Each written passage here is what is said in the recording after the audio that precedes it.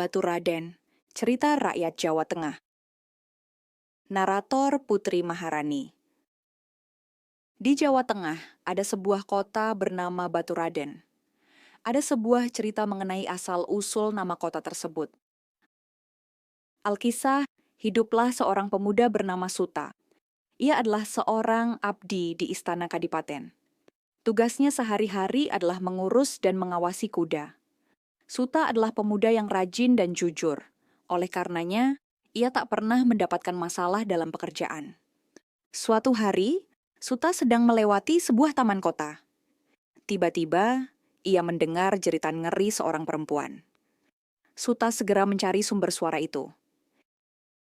Di bawah sebuah pohon mahoni, tampaklah seekor ular yang sangat besar. Ular itu menegakkan kepalanya, siap menyerang seorang perempuan muda yang tak berdaya di depannya. Melihat itu, Suta langsung menghunuskan pedangnya dan melompat ke hadapan si ular. Meskipun takut karena ia bukanlah seorang pemain pedang yang andal, Suta tak mungkin membiarkan ular itu menancapkan bisanya yang mematikan. Dengan susah payah, Suta menyabetkan pedangnya dan mencabik ular itu hingga mati. Suta lega luar biasa karena bahaya telah teratasi. Namun, perempuan muda yang ditolongnya seketika jatuh pingsan. Melihat wajah perempuan itu, Suta amat terkejut. Ternyata ia adalah putri sang adipati. Seorang wanita tampak berlari tergopoh-gopoh menghampiri sang putri.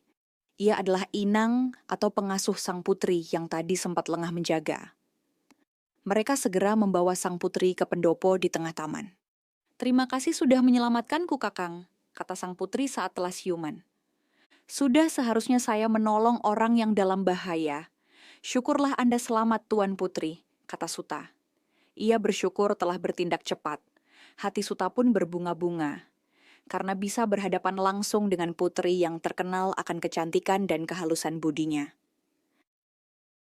Beberapa hari kemudian, tanpa sengaja Suta bertemu lagi dengan Putri Adipati di Kadipaten.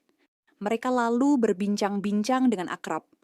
Keduanya sama-sama gembira dengan pertemuan itu. Janji untuk bertemu di lain waktu pun dibuat. Lama-kelamaan, timbullah rasa saling menyayangi di antara keduanya. Suta yang tulus hatinya memberanikan diri menghadap Adipati untuk melamar sang putri. "Pulanglah, Suta. Aku akan memikirkan lamaranmu dulu," kata Adipati dengan dingin. Ketika Suta keluar dari ruangan, Adipati berkata kepada putrinya, "Aku melarangmu bertemu lagi dengan pemuda itu. Ingatlah, ia hanya seorang batur atau pelayan, sementara engkau seorang putri ningrat." Tanpa sepengetahuan putri, sang Adipati lalu memerintahkan para pengawalnya untuk menangkap Suta dan memenjarakannya di penjara bawah tanah. Ketika berita itu akhirnya sampai ke telinga sang putri, ia merasa sangat sedih, apalagi ketika ia mendengar bahwa di penjara yang gelap dan pengap itu Suta tidak diberi makan dan minum. Apakah ayahku bermaksud mengurungnya sampai mati? Oh, aku tak boleh membiarkan ini terjadi. Kakang Suta sudah menyelamatkanku di taman itu. Aku berutang nyawa kepadanya, pikir sang putri. Ia pun lalu mengatur sebuah rencana. Malam itu, putri memerintahkan abdi kepercayaannya untuk diam-diam membebaskan Suta dari penjara bawah tanah. Ia sendiri menyamar menjadi penduduk desa dan menunggu Suta di luar tembok istana kadipaten. Dengan kuda yang telah dipersiapkan, putri dan Suta berderap keluar kota. Mereka pergi sejauh mungkin, supaya kalau-kalau para pengawal kadipaten mengejar, mereka tidak akan tertangkap. Sampai ke hutan di perbatasan wilayah, mereka melanjutkan perjalanan dengan berjalan kaki. Di tepi sungai yang indah dan berhawa sejuk, keduanya memutuskan untuk berhenti dan tinggal. Di sana mereka kemudian menikah dan membangun rumah tangga.